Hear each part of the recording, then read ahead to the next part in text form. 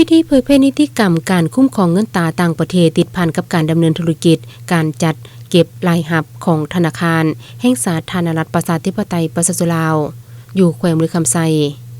ได้จัดขึ้นในตอนเช้าของวันที่3มิถุนายน2025อยู่ห้องประชุมสโมสรของแขวงภายใต้การเป็นประธานร่วมของท่านสมประดิษฐ์วรจิตว่าการธนาคารแห่งสาธารณรัฐประชาธิปไตยประชาชนลาวประจำภาคกลางแขวงสะวรรณเขตท่านนางจันเทวีวันแก้วบุญพันธ์ห้องหัวหน้ากรมคุ้มครองเงินตราต่างประเทศธนาคารแห่งสาธารณรัฐประชาธิปไตยประชาชนลาวมีต่างหน้าแผนกการที่เกี่ยวข้องพร้อมด้วยต่างหน้าธนาคารธุรกิจแผนกแขวงและหัวหน่วยผู้ประกอบการดำเนินธุรกิจนำเข้าส่งออกเข้าร่วมวิชาการจากกรมคุ้มครองเงินตราต่างประเทศธนาคารแห่งสาธารณรัฐประชาธิปไตยประชาชนลาวเผยแพร่นิติกรรม2ฉบับคือข้อตกลงว่าด้วยการนำใช้เงินตราต่างประเทศอยู่ลาวแจ้งการเบิกจ่ายเงินโอนรายรับของบุคคลจากต่างประเทศซึ่ง2นิติกรรมแม่นใดกำหนดแจงเกี่ยวกับหลักการระเบียบการและมาตรการเพื่อความเป็นระเบียบเรียบร้อยถูกต้องตามวัตถุประสงค์และเป้าหมายในใช้รักษาเสถียรภาพทางด้านเงินตราเป้าหมายนำใช้เงินตราต่างประเทศอยู่ลาวที่ได้รับอนุญาตได้กำหนดมูลค่าติดประกาศและโฆษณาค่าสินค้าค่าบริการและค่าอื่นๆเป็นเงินตราต่างประเทศต้องเอาเงินกีบเป็นหลักและเงินตราต่างประเทศเป็นสำรอง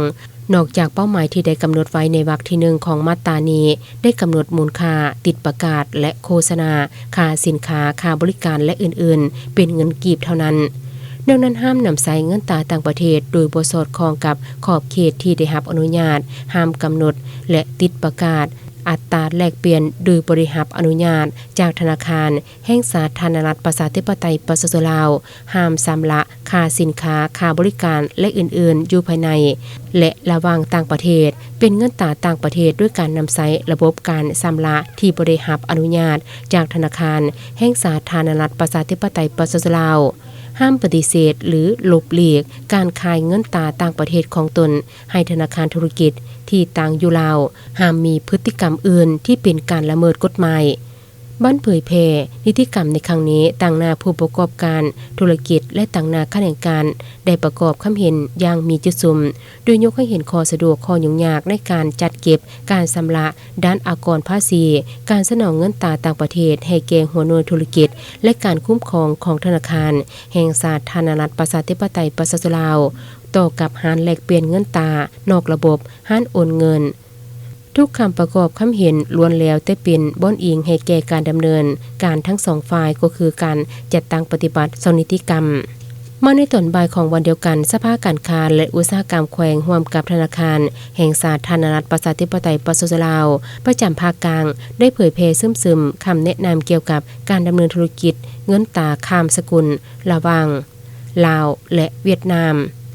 นโยบายส่งเสริมการนำใช้สกุลเงินท้องถิ่นกีบดง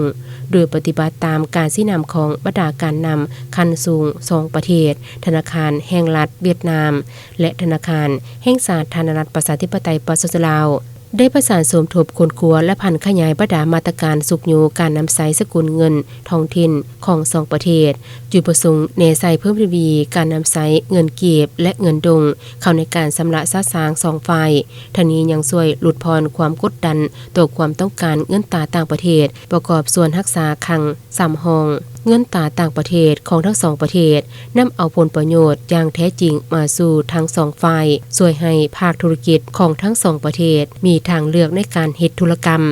ลดพรค่าใช้จ่ายในการดำเนินงานเนื่องจากบ่มีการแลกเปลี่ยนเป็นสกุลเงินตราที่3สร้างเงื่อนไขสะดวกกว่าสำหรับการดำเนินธุรกิจของวิสาหกิจเพื่อเพิ่มความสามารถในการเข้าถึงแหล่งทุนสกุลเงินท้องถิ่นพร้อมนี้ธนาคารเวียดคอมแบงก์ลาว